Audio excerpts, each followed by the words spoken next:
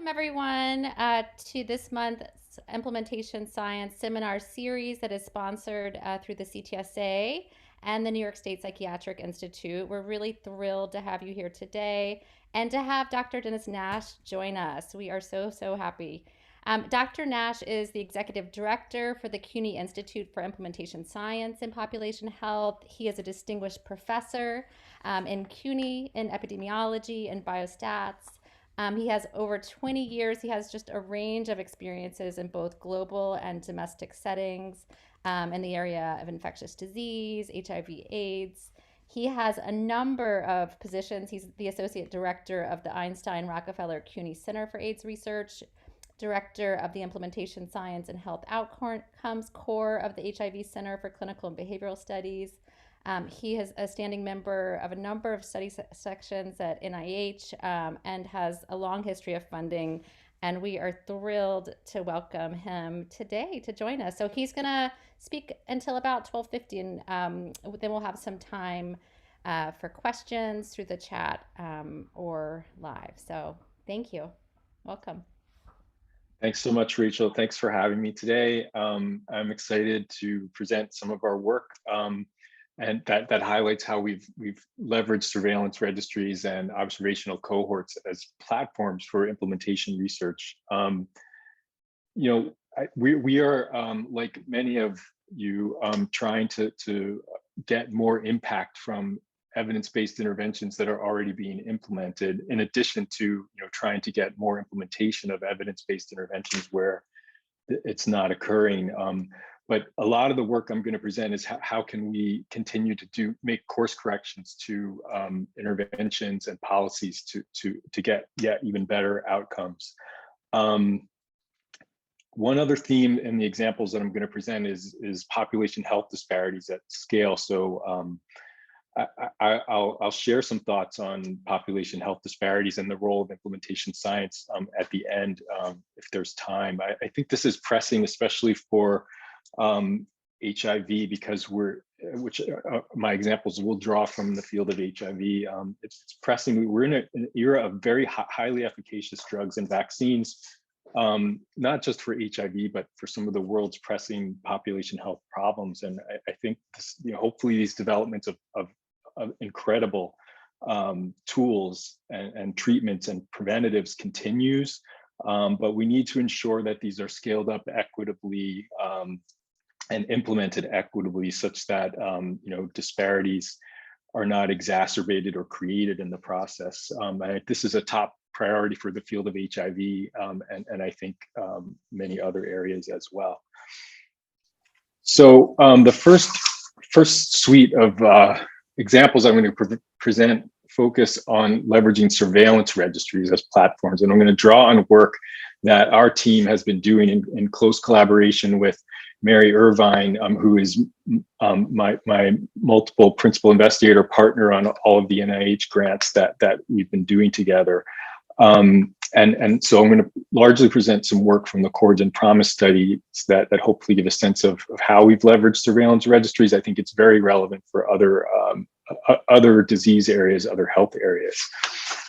The setting is the Ryan White HIV/AIDS program in New York, where about 14,000 people with HIV get services, mostly in New York. Mostly these services are supportive services. Every jurisdiction's Ryan White program can be configured differently, but you can see some of the services that are provided in the Ryan White program here. The city health department and the state administer these funds, and they from the federal government, and they're contracted out to community-based organizations. In the New York Ryan White program, about 90% of the client population identifies as Black or Hispanic. And just for background, the Ryan White program is a payer of last resort, in that the clients in this program with HIV are not covered for services through any other program, such as Medicaid or Medicare. So in many ways, it's a very vulnerable population of people living with HIV. And this is a slide, I'm sorry it's a little blurry here, but I'll try to orient you here. It's comparing some outcomes such as retention in HIV care on the left and HIV viral load suppression on the right for people in the Ryan White program compared to other people. And on the left side, you can see that there's actually higher retention and care among people in the Ryan White program compared to other people with HIV in New York City. But when you look at the desired treatment outcome of viral suppression, we actually see what we call a retention suppression gap, whereas there's greater suppression in people outside of the Ryan White program. And when you begin to look at durable viral suppression, which is suppression over the long term, it's even larger. So on the one hand, we have a fairly service engaged population with which to reach and intervene on to improve treatment outcomes. There remains some pretty substantial disparities between those who are in the Ryan White program and those who are not. So to address some of the persistent challenges with viral suppression, the New York City Health Department launched a program called HIV Care Coordination in the Ryan White program at 28 different agencies. It's based out of HIV clinics and community-based organizations that have formal partnerships with HIV primary care providers.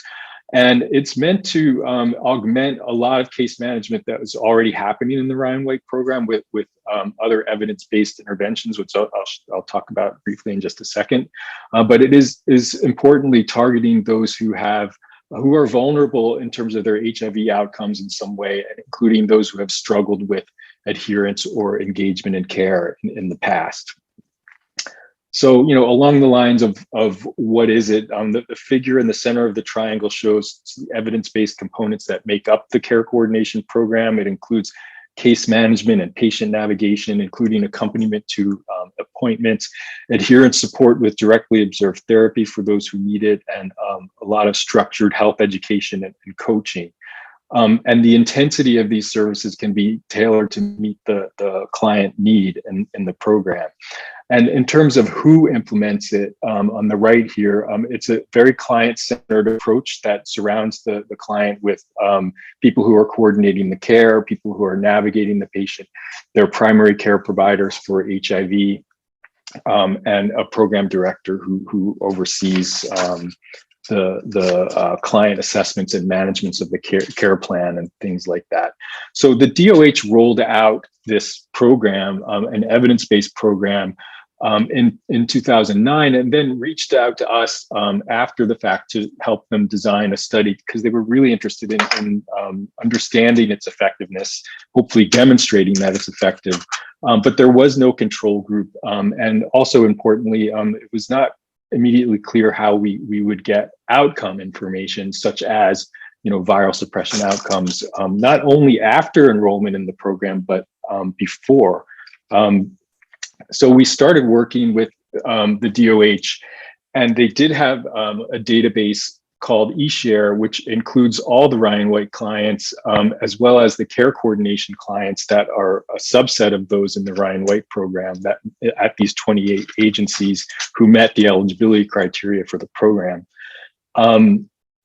And they have a very robust system of being able to match the different databases that are under the jurisdiction of the DOH. And so one of the first things we did with them was to do a merge of the eShare Ryan White program database with the population-based HIV surveillance registry shown to the right here. And of course, because this registry includes an entry for every person with HIV who's been diagnosed in New York City, every person in the care coordination program in Ryan White would be present in this registry. And so a match allowed us to get some of the other rich data in the registry on Ryan White clients and care coordination clients specifically, such as their CD4 counts, their viral loads, and importantly, we can infer things about their levels of care engagement based on the frequency of these tests that are being done.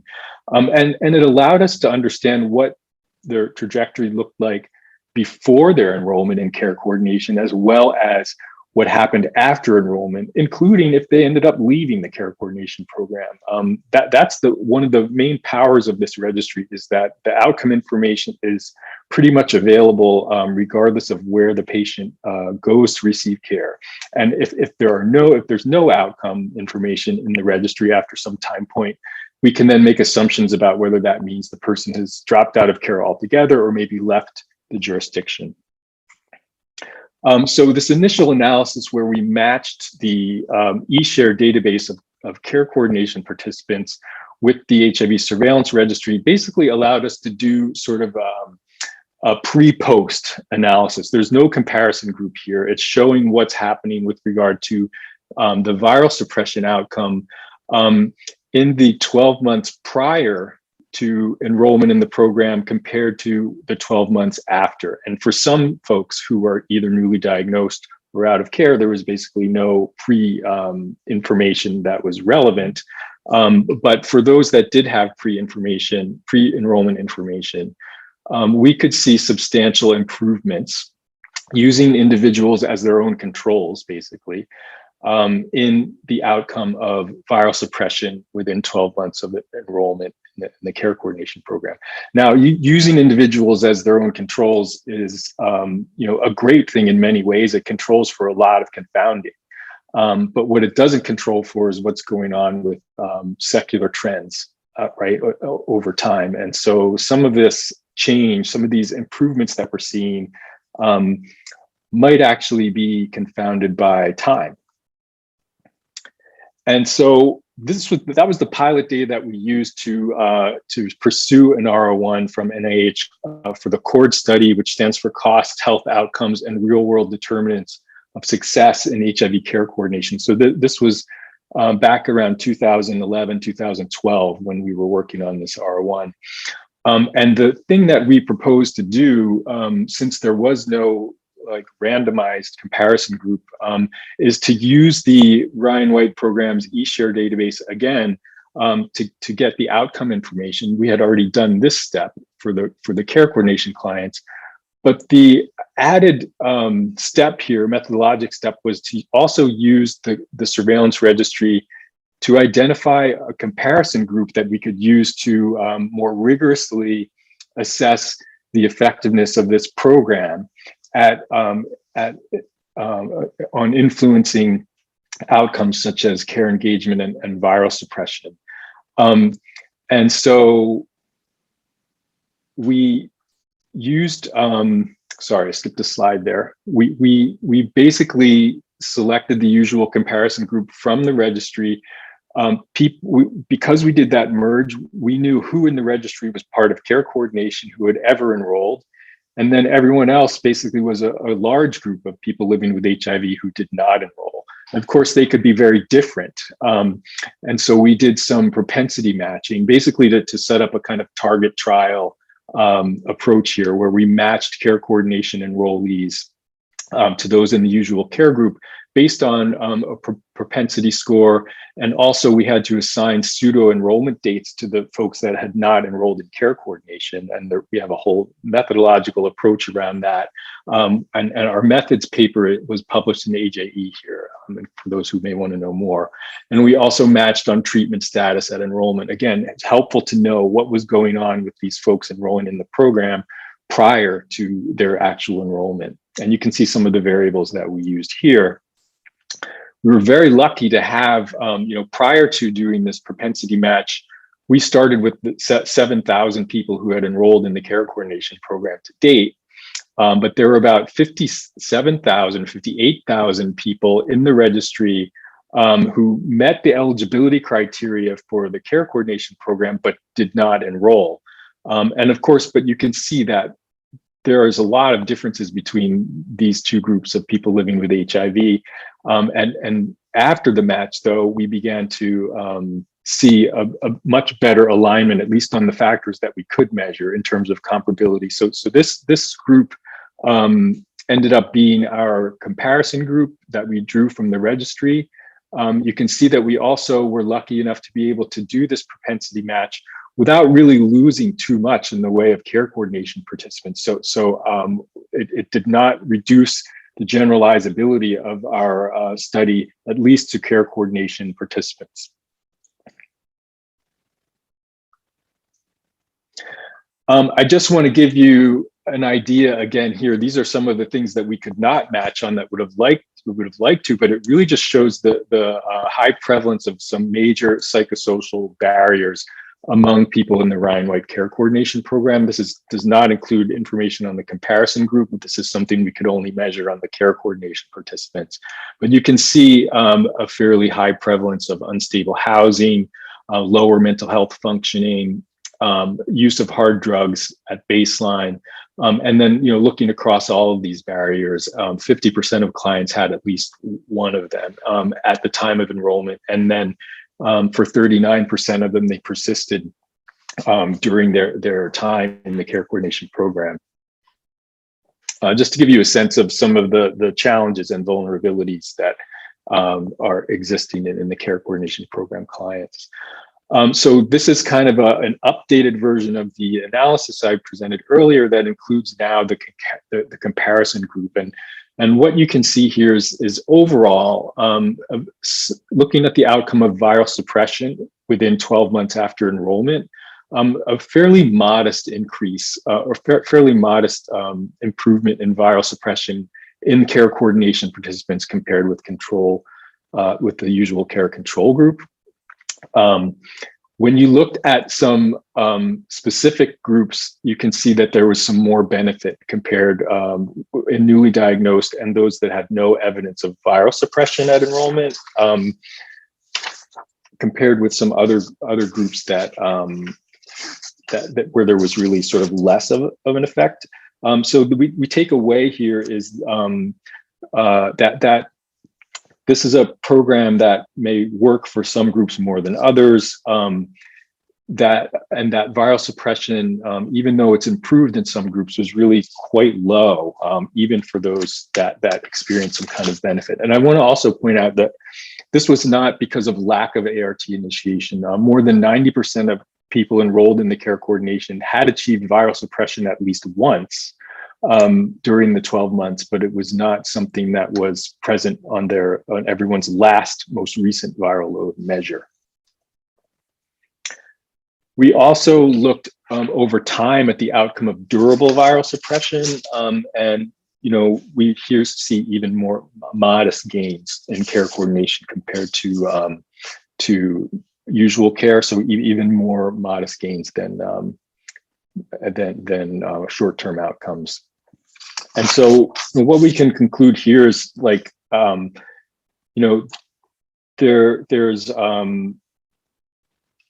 from this work that aimed to use surveillance data to construct a comparison group, we did see some short and long-term benefits among those who were in specific groups.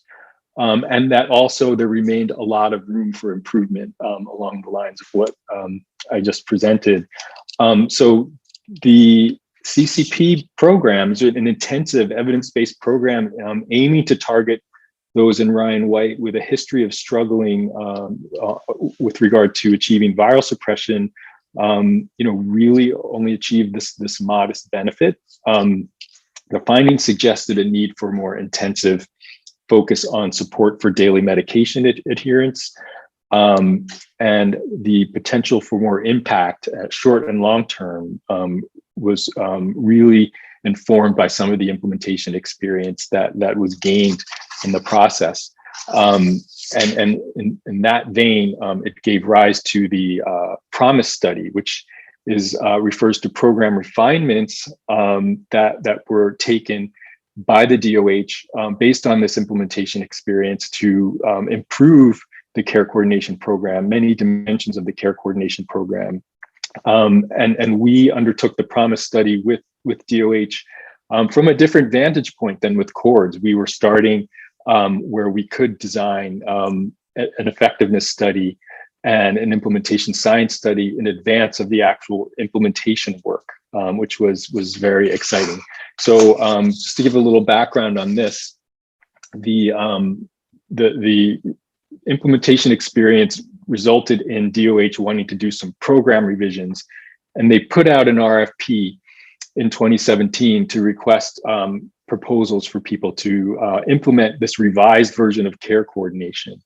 And they knew that many of the existing care coordination agencies would be applying. They also knew they might have some new agencies, but built into the RFP was a plan, and it was clear to those that were responding that they may be randomized to, if they're already an existing implementer, they may be randomized to either early or delayed start of this revised model that the DOH had worked on. And so the objective of this study, the PROMISE study, is to look at the impact of these course corrections to an already evidence-informed intervention. And the idea here is that the revisions would help to reduce or minimize the logistical and administrative barriers that came to their attention over the course of the earlier care coordination program implementation, and hopefully increase program engagement, both by staff and clients, as well as reach fidelity and ultimately effectiveness of the program. This is a slide that shows some of the enhancements that were made to the program. They are all intended to reduce barriers to delivering, increase flexibility, which many providers felt there was a great degree of inflexibility on how to implement the earlier version. And it was intended to reduce barriers to delivering and receiving key services, improve retention in the program, and these in turn were expected to help support longer term adherence to ART. And there is an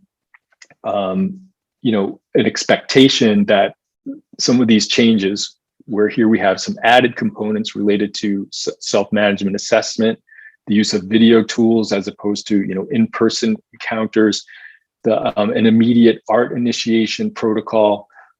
These are new components, and then there are things that changed, such as a payment structure that was more fee-for-service based. And things that were removed that providers and felt were kind of rigid. So it was felt that these changes could potentially implement a number of these sort of implementation science, implementation outcomes that we tend to focus on in implementation science. So this is how some of the changes mapped. And of course, we were able to articulate frameworks to help specify our study design and data collection as part of the process. So I want to present briefly some of this work that is still in development, but the first aim of the project was a paired stepped wedge design, where I mentioned some agencies would be randomized to early versus delayed implementation, and this was limited to those 17 agencies that were already implementing the prior care coordination program that were re-awarded under this new RFP.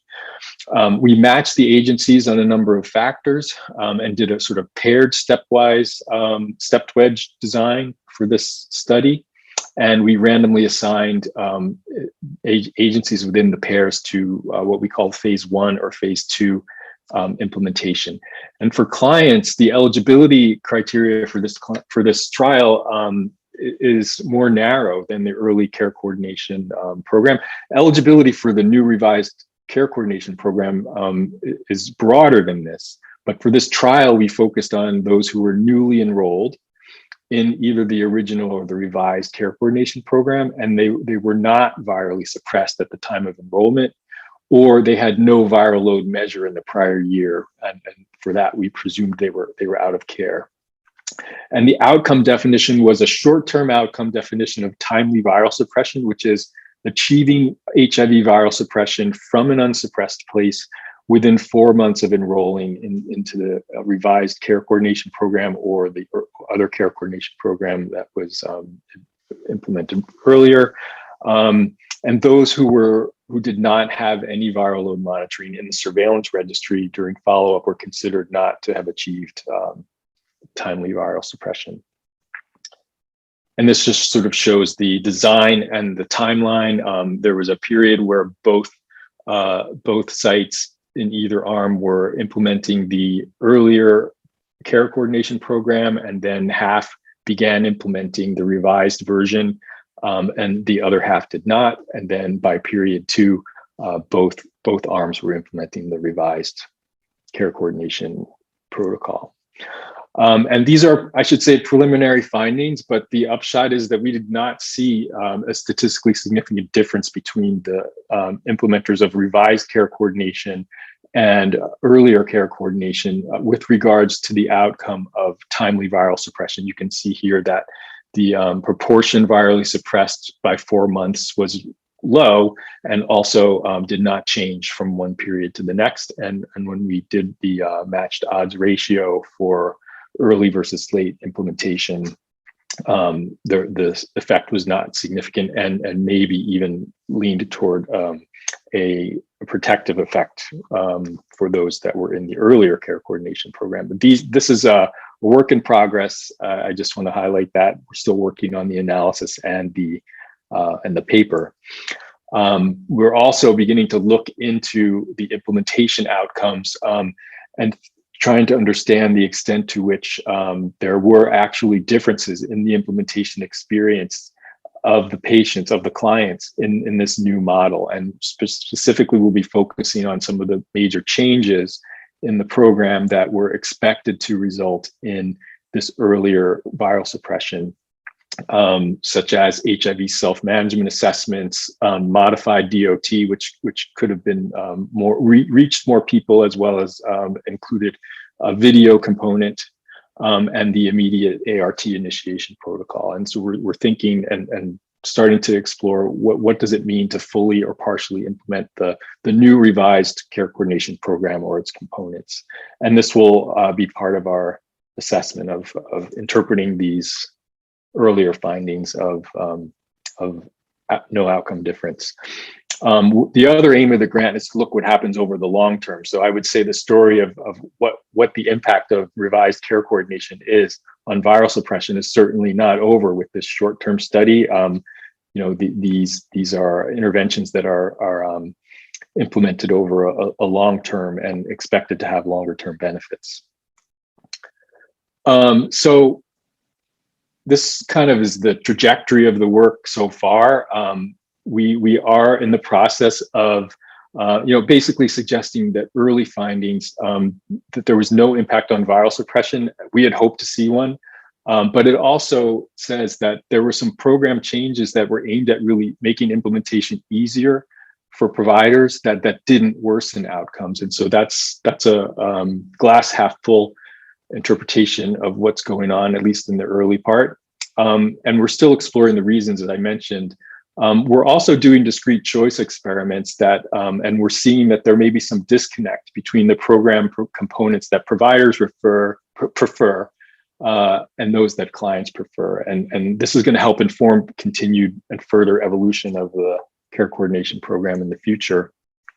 And I'm not going to go into details here, but there are 2 other projects that I want to tell you about. One that very heavily leverages surveillance data called data to suppression, or D2S, which is another stepped wedge trial that we're implementing that is basically taking advantage of a new change to the regulations around how surveillance data can be used, where viral load information is provided to the behavioral service providers in addition to the medical providers that already have it, so that it can inform their approach to supporting clients. And the other one is called Apply, which is not a trial, but we're exploring the feasibility and acceptability of new long-acting injectable formulations as part of the larger menu of adherence support options in the Ryan White HIV/AIDS program. And so hope to be able to report back on that in the coming months and years. So there were a number of lessons learned that I just want to capture here on this last slide before I transition to the next part of the talk. But use of surveillance data and surveillance registries for outcome ascertainment and comparison group selection can increase the rigor of observational effectiveness study. And you've seen recent examples of this being done with COVID, right? The real world vaccine effectiveness studies that we've been hearing about, where they're showing how effective vaccines are against the outcome of symptomatic infection or the outcome of hospitalization. These are studies that are behind the scenes matching between vaccine registries and hospital reporting systems, and leveraging surveillance data and merging them to be able to do some very rigorous real world effectiveness studies. And so I think it's a design that we've used, and I think it's relevant to many other health outcomes.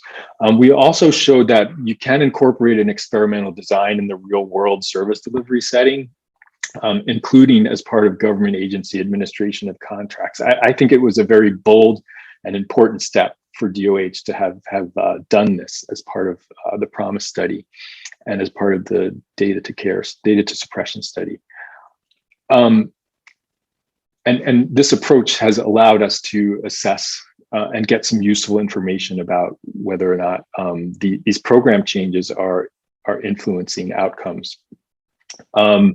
And you can do the stepped wedge in a way that this is another thing that has come up, is the concern about withholding interventions from people as in a control group. Well, the stepped wedge design is very well suited to ensuring uninterrupted access to services.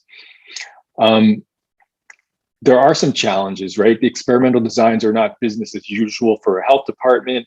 There are also other stakeholders deeply involved and committed to this work that also didn't necessarily feel comfortable with the idea of an experimental design.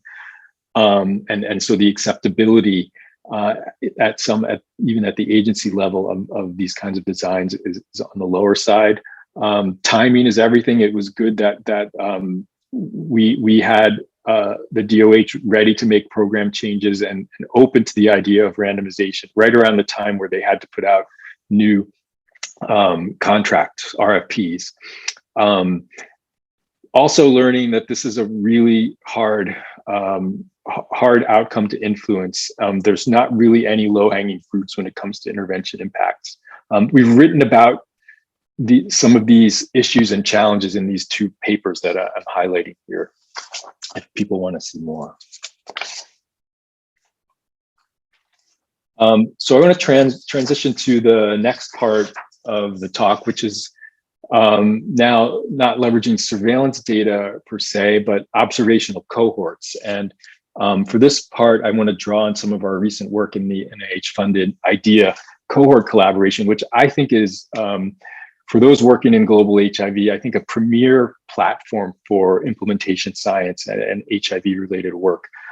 Just as a little background, this slide shows the geographic breadth of the IDEA network. It's made up of 7 regional cohort collaborations, and the combined multi-regional cohort here houses data on more than 2 million patients that have ever enrolled in care since about 2004, 2005 for many sites, more than 250 clinics across 40 plus countries.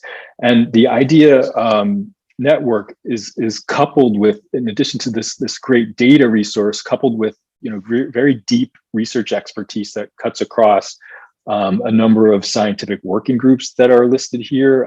It has specialists in pediatrics, TB, mental health, and substance use, among other things. So it's a network of cohorts and deep data and research expertise.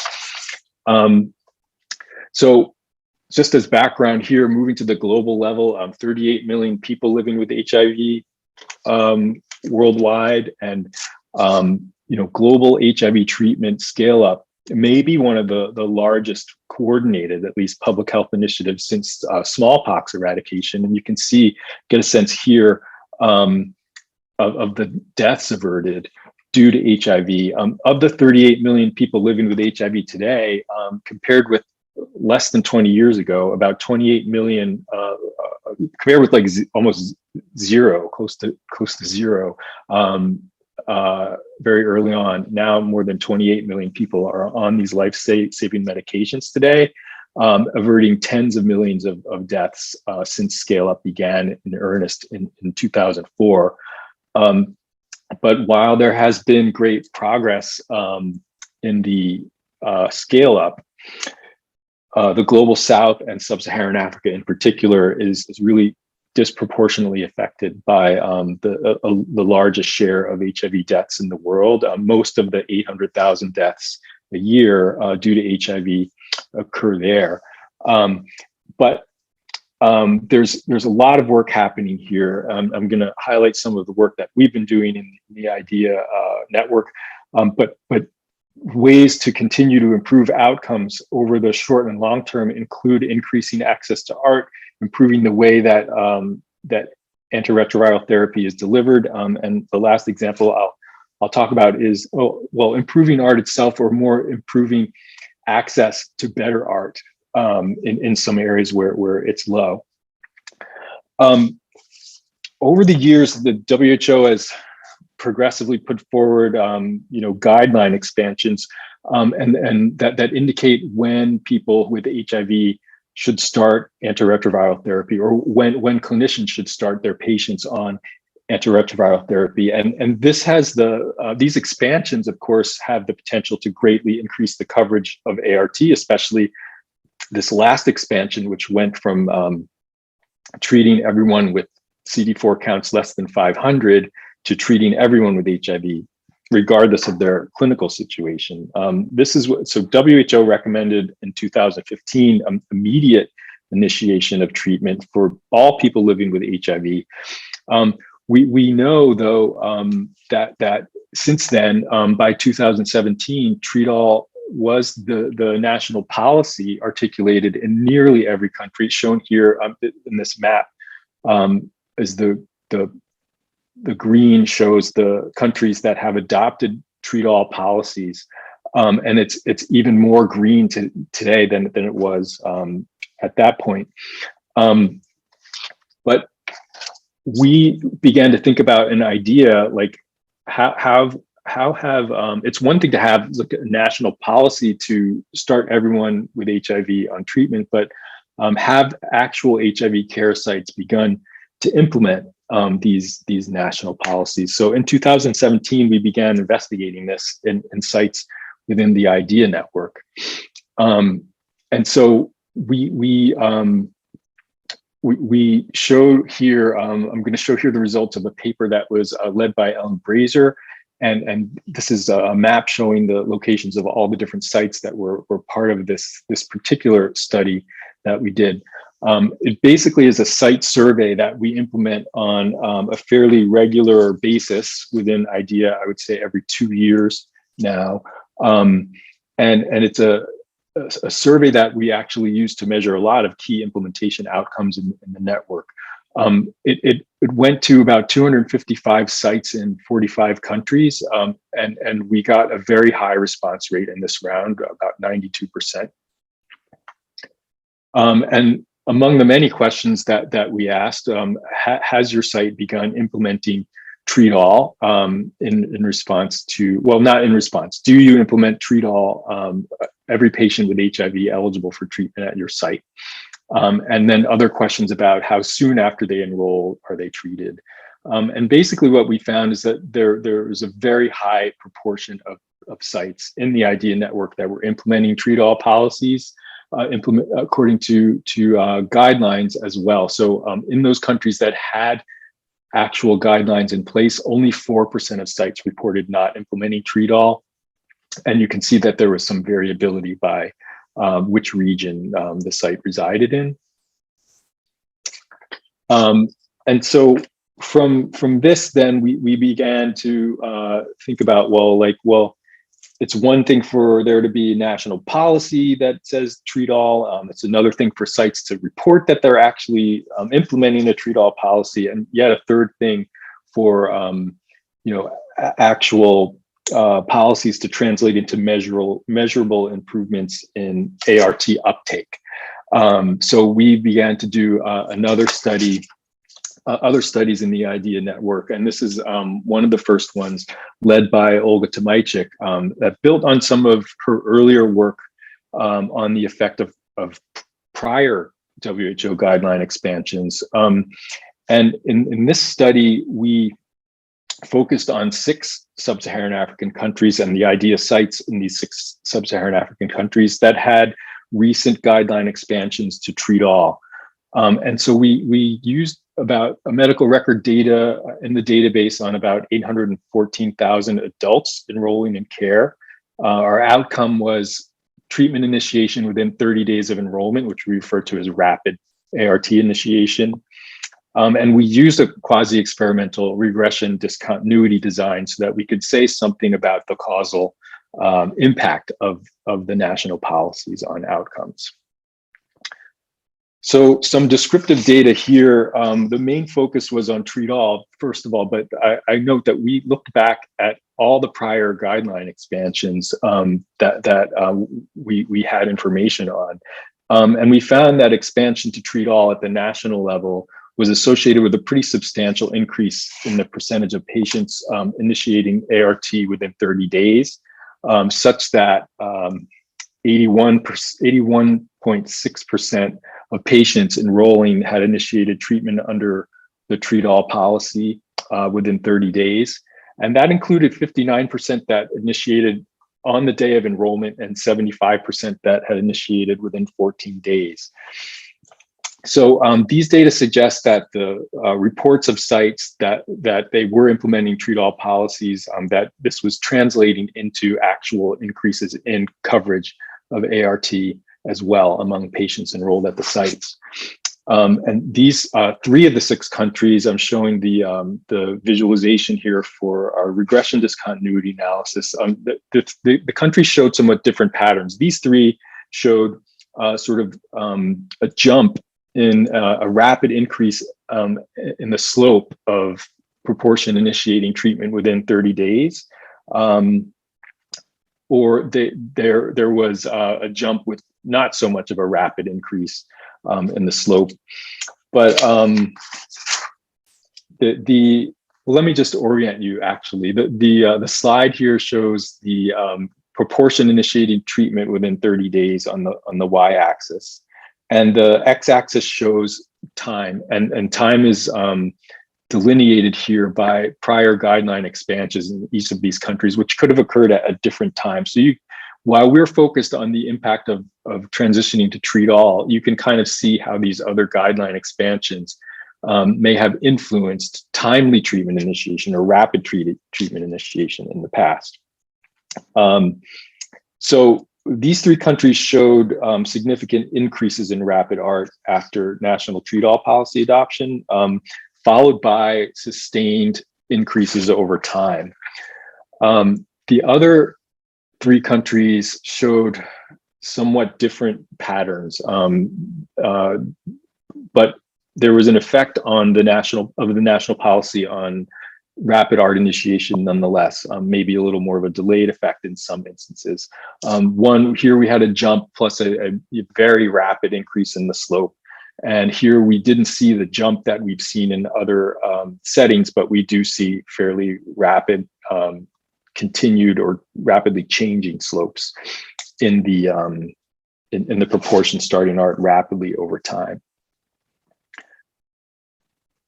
We also use these data to ask the question, well, what are the correlates of not starting treatment in 30 days?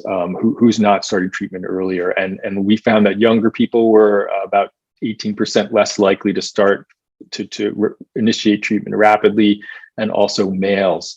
But encouragingly, if you look at what happens over time since implementation of the policy, it does appear that the likelihood of not starting treatment immediately after enrollment is decreased with time.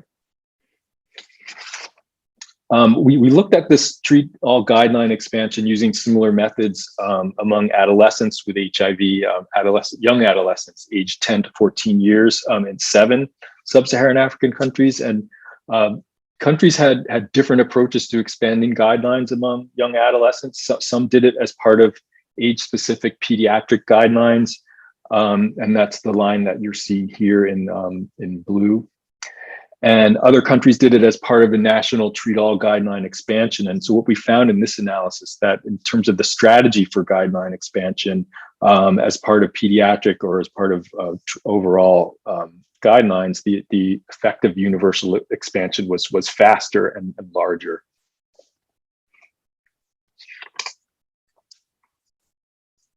Um, and I want to highlight this analysis because there might be some negative or unintended consequences of treat-all policies. This comes up a lot. I mean, one thing I will say that we examined, but I didn't show here, is whether or not the policies that were really aimed at treating more people that are maybe less sick with HIV,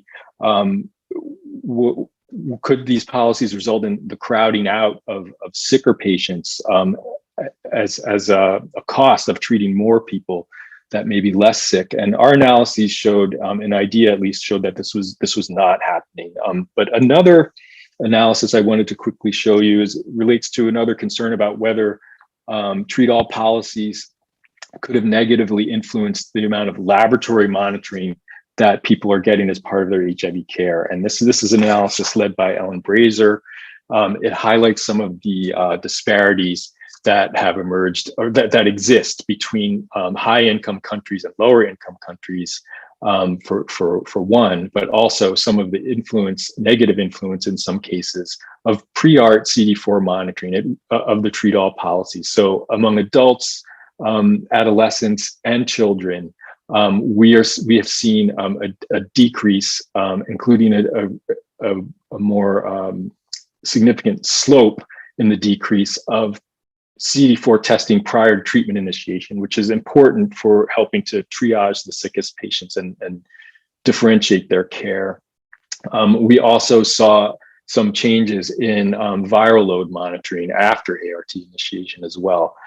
So the point here is that there may be some negative consequences of treat-all implementation that are unintended. We think that in the area of laboratory monitoring, there are some concerning disparities that or some changes that have resulted from treat-all policies, and also some major disparities in the sort of quality of care that that people receive in high income and upper middle income countries compared to low and lower middle income countries. I would be remiss, I'm not going to dwell too long on this. I showed some very early descriptive work on treat-all policies, but our team and IDEA recognized the importance of a larger research agenda that can help inform implementation of treat-all policies in the years to come, because we made great progress on this pandemic, but it is not something that's going away anytime soon. A lot of these priorities, which I'm highlighting here, relate to and can benefit from the collaboration of people who are well-versed in implementation science.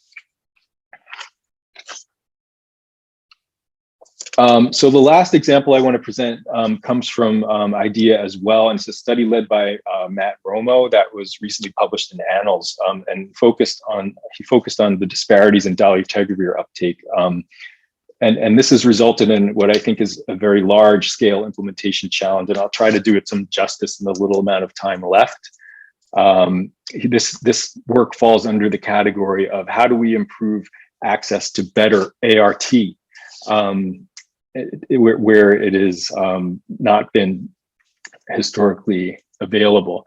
So dolutegravir is something that's been used and preferred widely in high-income countries since 2013, and 2016 with some recommendations by WHO really set the stage for a global transition away from the NNRTIs to a dolutegravir-based regimen in low and middle income countries, due to its widely viewed greater efficacy and tolerability.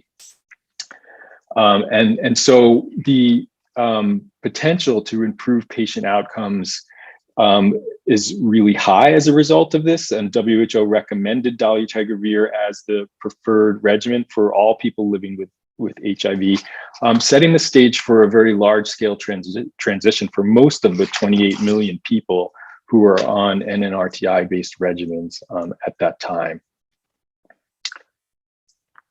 So the hiccup that came along during this timeline was that in 2018, there was a safety signal that suggested there may be an increased risk of neural tube defects among at the time of conception, so among women of reproductive age. And so Matt undertook this analysis to look at the age and sex-specific dolutegravir uptake to understand how that safety signal and then the subsequent developments that after more evidence was available led WHO to recommend to double down on its initial recommendation as the preferred regimen for all people with HIV by 2019. So we focused on about 134,000 patients from several different countries, with a large proportion of females of reproductive age in the sample. Moving quickly for time here, this is what dolutegravir uptake was looking like prior to the safety signal. And then afterwards, you can begin to see progressively widening disparities in the uptake of dolutegravir. This black line is the overall uptake, and this blue line is showing females aged 16 to 49, and the red line is showing their male counterparts of the same age. So these disparities in the uptake that were a result of concerns about the safety signal have widened and have continued to persist well after the reversal of the WHO's concern about this safety signal. So it has some implications for implementation and policy.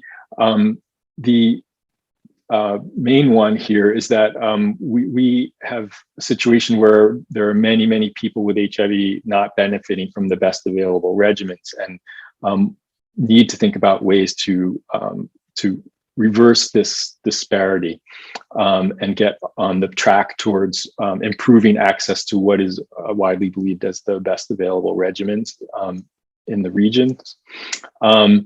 And I also think that that this has implications for future policymaking. Part of an argument has been made by Matt and others in accompanying editorials to this paper that there should be more involvement of affected populations in the policymaking process, especially at the national levels, to make sure that policies are fair.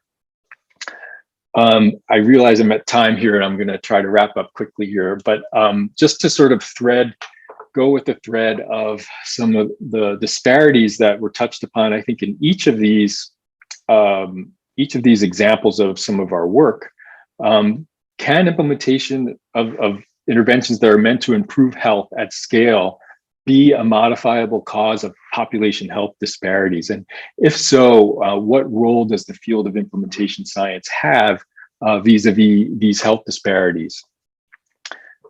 We've seen lots and lots of examples. I'm listing just a few here, but I'm sure many of you could rattle off dozens more, where population health disparities are either created or exacerbated with new advances in technologies for health promotion, treatments, vaccines, things for disease prevention and treatment. And I went back to some of the early papers by Phelan and Link, and there's a great quote that I pulled out that I think relates directly to this.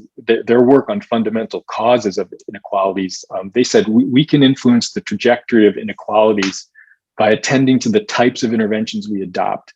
And they weren't talking about implementation science. This doesn't only refer to implementation science, but I do think that there is implications for our field in this quote. And we can think about the implementation gaps that exist.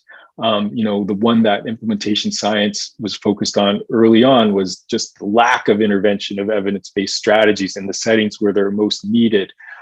Then you can be implementing and have suboptimal implementation or suboptimal implementation outcomes.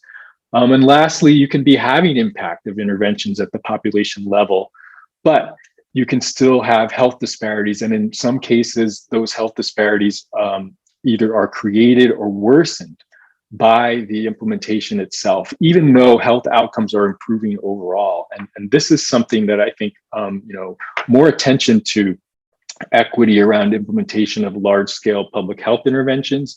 Implementation science can help anticipate, identify, and address implementation gaps that would otherwise create or drive health disparities, both in the implementation outcomes and the health outcomes. So I think that the field of implementation offers an important lens through which population health disparities can be viewed, investigated, and influenced through better implementation and better implementation strategies.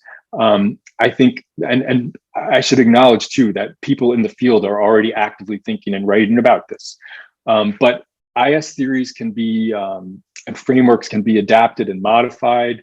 There may be a need for new ones. But the approaches that already used by people in the field of implementation science applied to the issue of population health disparities can really open up, I think, new paradigms aimed at an important concept: disparities prevention and also mitigation of existing health disparities. So there are many ways I think that the implementation science field can move and engage to I think make some progress on the long-standing challenges of health inequity. So I'll stop there with those thoughts. I want to acknowledge the many people and organizations and teams and funding agencies that have been involved in supporting the work that I presented today. Thanks again for having me, and I'm happy to take some questions if there's time. Thank you so much. That was just both vast and very rich amount of information. I think that everyone really learned a lot from this. So I want to thank you so much for sharing all of this. Well, I realize we are at time. I want to thank everyone for coming on this rainy day. Hopefully you were safe and warm inside somewhere. And thank you again, Dr. Nash, for this fabulous work. We really appreciate it. Good to see everyone. Thanks for having me. Bye.